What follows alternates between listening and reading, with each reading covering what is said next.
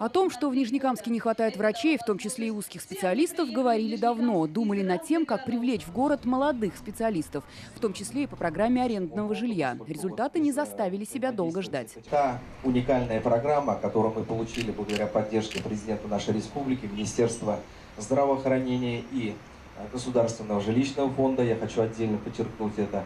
Вот эта программа позволила нам на начальном этапе привлечь и закрепить и привлечь 37 специалистов. Облакова Татьяна Геннадьевна.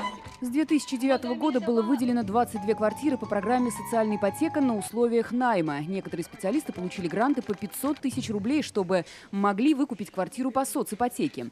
Так свою жилплощадь получила Райханат Магомедова. Молодой врач-гинеколог приехала из Махачкалы с мужем и 2 детьми 8 месяцев назад. Сегодня не скрывает радости. Как объяснить эти ощущения, не знаю. Вот мои ключи. Я самая счастливая, можно сказать, и все.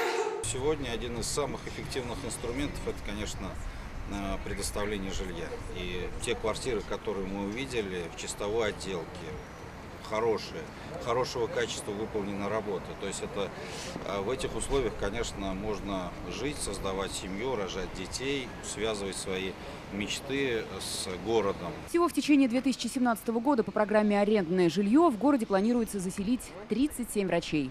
Светлана Звонарева, Светлана Шумкова, Ренат Харасов, ТНВ, Нижнекамск.